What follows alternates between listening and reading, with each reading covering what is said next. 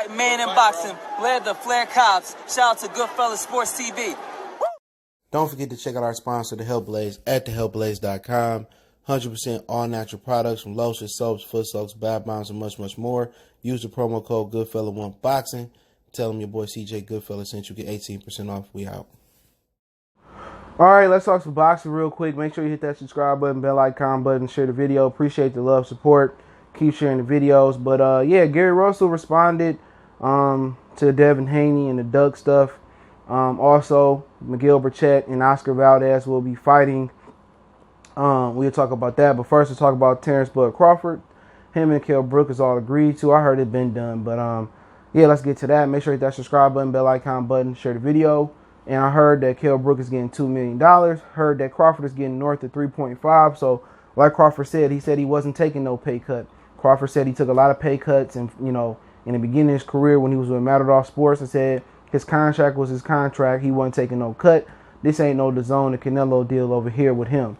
So they paid him, just above 3.5. I heard they agreed upon in the MGM Las Vegas bubble. I think Top Rank may even think about doing that fight with a crowd. I mean, Texas is having fans. Why not do it there? Florida having fans in the stands. Dolphins in the Jaguar games. Shout out to Duval County that have fans in the stands. Kansas City Chiefs have fans in the stands. So I guess, why not think about moving it outside the bubble? But then again, the protocols got to be a little bit different as well too. When you choose to fight in a place that's allowing fans in the stands, then you got to think about it. The chances of your fighters getting COVID, is even higher. So you still have to create a bubble, even if you do it in a venue or a state that allows you to have fans in the stands. So you still have to do it in a bubble.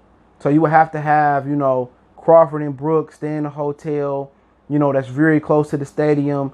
You have to sanitize, the bus or whatever vehicle they ride into the stadium. You got to find a gym that they can work out. There's a lot of things that go into it, and that's probably why they're going to keep it at the MGM Grand Bubble, because in Las Vegas, Top Rank has a hotel they already working with. They already can bus them to the gym that they own, and they can sanitize and not have nobody worrying about. So I think as far as taking a loss completely, as far as the fight not happening, one of them get COVID, they'd rather just lose the gate and just get the TV. And plus, it's on regular ESPN, so it's going down like Young Jock. November 14th, Kell Brook taking on Terence Crawford. People were just saying just a year ago, not even full year ago, that Crawford was ducking Kell Brook. Now let's watch them change their tune. We have Fakan out here pushing that narrative. Shout out to Bill Haney with the new alias for him. With Fakan pushing he's scared of Kell Brook. He doesn't want to fight Kell Brook. Now he's fighting Kell Brook. What the excuses is now, Kell Brook is washed up. Errol Spence beat him. He was washed up when Errol Spence beat him. We know that. That's a fact. He came down 13 pounds. He just came off an eye injury. He just got stopped. At least this time he coming off a win over DeLuca. He coming down 7 pounds instead of 13 pounds. So at the end of the day, it's free. It's a free it's a free fight. We ain't got to pay $80 for a massive or a high profile tune up like Danny and Earl. And also the week after Danny and Earl, you got Mike Tyson and Roy Jones fighting. People gonna pay that bad before they pay for that fight. So like I said before, you got a lot of good fights. That's for less than $80. You got Luke Campbell and Ryan Garcia going down like Young Jock November 14th. Also, November 14th, you got Bud Crawford taking on Kell Brook. And if they pass their COVID tests, then the following week, November 21st, then you got Triple G, Camille Zamata. And then you got, obviously Errol Spence and Danny Garcia. And the week after that, you got Roy Jones fighting Mike Tyson. So, it is what it is. Let me know what you guys think about the fight. At least it's for free 99. Top Rank giving us Lomachenko and Teofimo Lopez free 99. So, look forward to all the free fights from Top Rank. All right, you can't complain about free as long as you got basic cable. But let's move on. Gary Russell has some words. Said that he sent a rebuttal sheet to Devin Haney. He said that everybody's saying that he ducking. He ain't ducking. His father been kind of a little bit sick. He dealing with diabetes, so that he couldn't really get on social media. But he sent the rebuttal form, and hopefully his father get well. He sent the rebuttal form. He showed the term sheet that he sent in. He said the fight can happen no later than, January 2021 or January 30th, 2021. This dude ain't trying to fight him next. That's just what it boiled down to. He not trying to fight him next. He waited till after, he signed with Gamboa and they finally sent the contract. He was not trying to fight Devin Haney this year.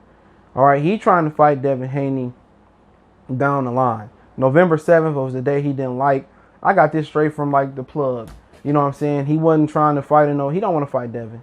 He want to fight. He want to take a tune-up or a title fight. Then he want to fight Devin. At the end of the day, Gary Russell, your name is really bad in these streets at this point. You wasn't already getting the fights that people wanted to see. Now we in a situation where, you know, people believe you dug Devin Haney. That's what people at PBC telling me, that you didn't like the venue. You was complaining about the refs. You was complaining about the officials. All this, that, and third. It's a wrap. We moving past Devin Haney and Gary Russell. All right, we moving past it. You can talk all you want to talk until we see you physically move up to 35 and drop that belt. We don't really care. I believe what my people told me about Gary Russell not wanting that fight. I'm gonna take it to the bank. You was complaining, and Al gave the green light. Give me the green light. He gave you the green light. You know, even if it was for one night, you didn't want to take the fight. So all that pillow talking, all that riff-raff, all that back and forth talking that you trying to get at, we good, bro. You know, at the end of the day, fight somebody at 26. You know, it is what it is. I find it funny that he never wanted to fight Berchelt. You know, Jamel Herring. You know, even when Tevin had the belt, he did say he wanted to fight Tevin or rematch with JoJo Diaz. You know, I mean, it don't really matter. I don't think nobody really checking for him, no way, man. So, I mean, it is what it is, bro. Like, you know, you can talk. Oh, I sent the rebuttal. You sent the rebuttal after PBC and Gamboa signed off on the fight. They fight November 7th. You talking about January 2021? Man, come get out of here. Get out of here, man. Get out of here, man. I mean, y'all can believe him. Y'all can take it to the bank if y'all want to, man. I'm over it, dude. You know what I'm saying? How you jumping up 2 weight classes? You won't jump up 1. So I heard Al gave him the green light. He was complaining about the officials, the judges.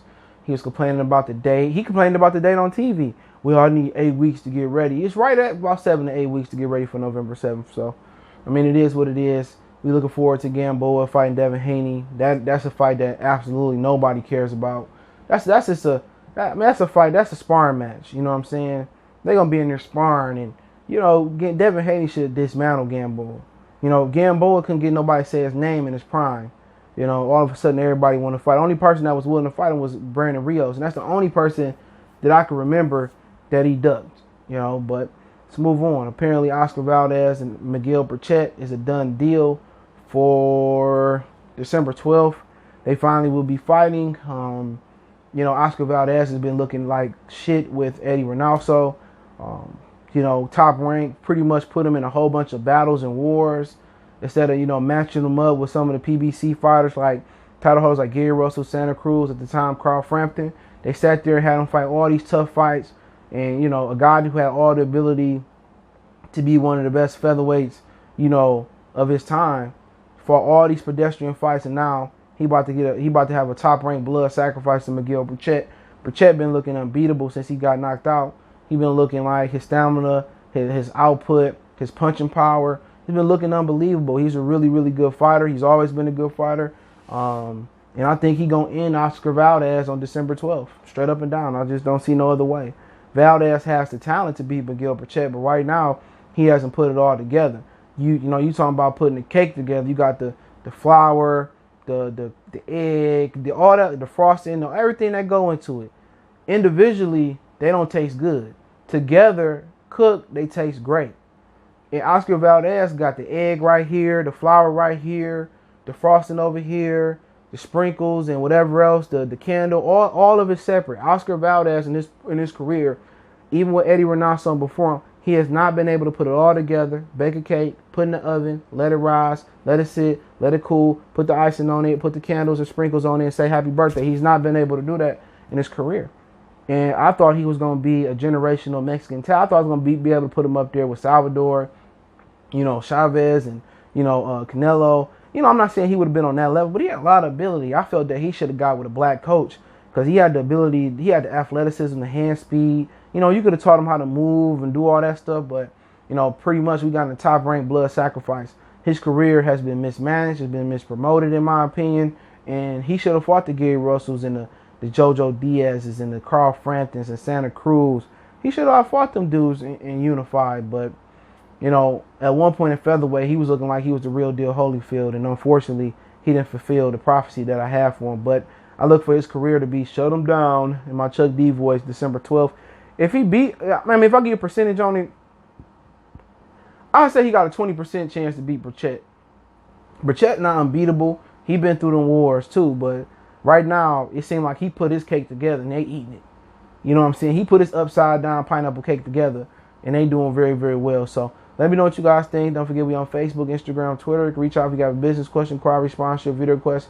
Keep sharing the videos. Want to make a donation to the channel? Cash App, $, CJ Good 313. PayPal link in the description. Appreciate the love, support. One time for the one time. It's your boy CJ Goodfella. We gone.